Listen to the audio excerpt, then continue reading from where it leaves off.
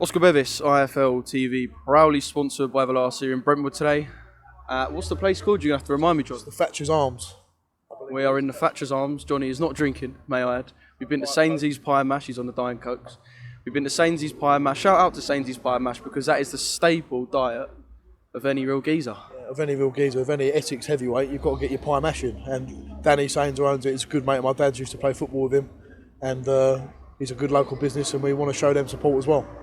Yeah, because you've got people around here showing you tons of support, of course. It's sort of good to get everyone down there. A couple of boys here, Tom Skinner, Terry Stone, and just have a laugh and have a chat about life. But of course, for you, life is boxing. And we are 8 or 9 days since that win at Wembley Arena. Finally fought in front of the Romford Ball Army. Just, 8-9 days later, your sort of initial feeling now, thinking back to that weekend and fighting for the first time in front of those fans? Just unbelievably grateful is the first thing I'd say, because everyone feels invested, I think, in my journey, which is unbelievable to have. And it's just a surreal experience to walk out in front of a crowd like that. And I couldn't even hear it in the change room before. I couldn't hear anything because obviously the O2 was quite far back. And you get there and you can hear a roar and you walk out and you don't know how you're going to respond to that. And I responded to it quite well. I think I actually enjoyed walking out to it. A lot of people probably fold under that pressure, but I think it made me better. Yeah, because I was going to say, we've seen clips of you fighting when you was Exeter Uni and you were steaming into people and people were screaming and shouting for you, but it's a different level because you ain't just got people screaming and shouting at you when you're fighting in, people you were above, a level above back then. You're now fighting professionals, real tough blokes, for being honest. So having these people roaring you on, you've got to sort of suck it in, but also put it to the back of your mind, I suppose. Oh, definitely. Listen, at Exeter it was brilliant to have that support, but as you said, I got carried away. I just went in there and steamrolled people, but you could do that then as well. I could, but I could have done it a lot better if I did relax a little bit more, and I could have looked better. But just rushing through people, it get the job done. I knocked 2 people out in about 30 seconds, so I got the job done. But with guys like Alvaro Torreros, even your Phil Williams and people like that, they've been in there 30, 40 fights, so you've got to be able to break people down. And if you don't break them down, you go the distance, and it's not as impressive. So you've got to have a little bit of know-how, and I'm starting to slowly learn that. What do you think you showed, not just the fans, perhaps Eddie and perhaps Tibbsy as well, what do you think you showed that you didn't show in the previous 3 fights? I think just my patience in general. The first fight, I looked back to Matt Gordon. I was just frying leather. But after about a minute and a half, I did think, right, just sit back now. And I actually finished him with a counter right hand, he threw a lazy jab and I just counted over the top of it. But I'm just trying to settle in a little bit more. Still haven't refined my jab as I would, like how I throw it in sparring. Still got to throw it more with more vigour, with better pace, varying it up. But we're slowly getting there. And the main thing I did show is that I can fight in front of a big crowd and get the job done. And obviously there was a clip on IFL after where I think Eddie likened it to being in an Anthony-Joshua fight. All right, the bloke side out Wembley Stadium, let's not get carried away. But just hearing that at Fight 4 in your career, it's there's so much positivity around you outside the ring. So if you do the stuff inside the ring, it just seems like, and I know you won't get above your station, it just seems like we're on a sick journey. That's what we're just going to enjoy the journey. Everyone I spoke to said, Johnny, just enjoy the route that you're on. Don't think about the end goal too much. Just keep learning, keep enjoying it, and that's the best part, the journey on the way to the top, or the way wherever far you're going to get. To have all them people there, and as I said, they're emotionally invested. They're my friends. They're people I know. They're mates of mates. They're family. So when I was looking at that crowd, I can see people all part of my life. People from when I was like 5 or 6 years old, people when I was 10, people who was at school. Everyone who's been a little part of my life has come out to watch me, and I think I'm really grateful to have that support behind me. And I think there is a little bit of a statement made as well. Obviously, Alvaro fought Tommy Welsh and took him the distance over 4 rounds. I know at your stage of your career, you're learning, Tommy's learning, and there's loads of young other heavyweights in this country learning and doing their thing.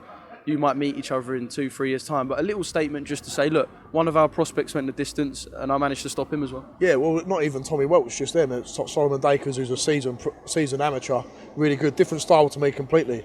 A lot more technical, a lot more experience behind him. It took 4 rounds to get him out of there, but that's because he's a different style altogether.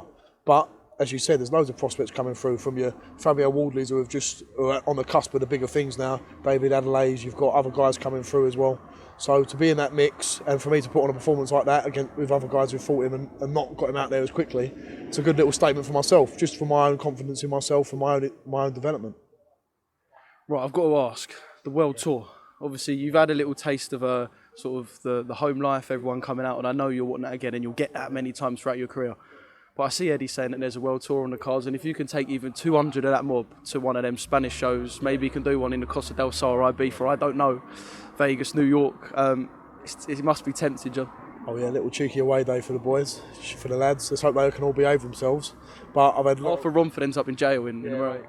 I hope they've got enough room because they're going to need some capacity. No, all of them are going to be well behaved, but we've got 200, I reckon even 300, 400 will come out and watch because I've got all my family. But the amount of people that said, everyone wants to go to Vegas, that's what everyone wants to do, but we're a little bit of a way off from that yet. But the Army just got to be patient, because if you have the fights that we think you're going to have later on in your career, you will likely fight in Vegas. Just tell the Romford Army to be patient. Be patient, we'll get there. But all I've got to do is keep winning and keep winning well. And we'll get opportunities, whether that's in Spain, if we keep fighting in London, that'd be brilliant. Even a little away day up north somewhere, Liverpool or Newcastle, that'd be a good thing as well. But the one thing I've got is loyal supporters, so we'll bring a few hundred wherever we go. And in terms of from now and wherever you fight next year, have you sort of got a number of fights, perhaps anything you want to achieve? And, you know, I know from just talking to you off camera, you never try and map it out too far, but have you got like a 2022 plan, if you will? Not really. I'm just being honest. I'm at this point, I've probably got to come out and say this is where I want to be at this stage. But I don't really know. All I know is I'm enjoying what's happening, and I'm getting better every time. And I think the road will become clearer, like when I'm at 8-0, 9-0. Like then the map sort of reveals itself. But at 4-0, it's very hard to say, especially with my lack of amateur pedigree. It's a bit of an unpredictable journey that I'm on. But that's why people are interested. That's why people want to watch, because it's a unique journey into the sport. But I think when I get to 7-0, 8-0, the map becomes a bit clearer and then the tests come a bit harder. But every fight is a little test. When I fought Danny Whitaker, he was meant to be a little bit of a step up because he had a winning record, fought for a Century area title. Alvaro Torreira is meant to be tough. But I'm getting rid of these guys. Even Phil Williams, I took him on late notice, but I got him out of there. Not a lot of people have done that. Matt Gordon as well, a southpaw on my debut. I've taken these tests and everyone's got a little bit harder each time. So I've just got to keep going, and wherever the journey takes me, I'll have trust in my managers and in my promoters. You obviously, at this stage, you're sort of fighting different people. Like you said, Matt was a southpaw on your debut, people who are durable, people who will come forward, people who will tuck up. Is there anything you think you need to face, or anything in particular you want to face to sort of, not face any demons, but see, look, can I deal with this sort of person? Is there any opponent in mind, like stylistically, that you want to face at this stage? I haven't fought anyone taller than me yet, that's one thing. But I actually like fighting people taller than me because I think it suits my style. When I sparred Joe Joyce, I'd sort of hone that style fighting a bigger person. Because you can be aggressive, you can smother a little bit because you've got to close that gap up.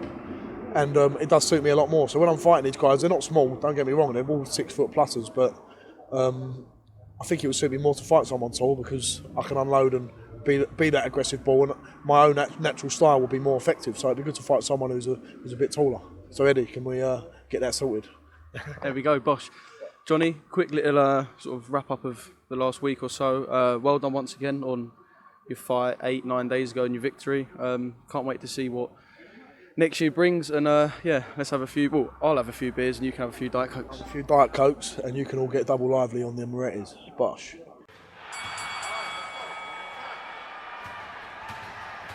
One.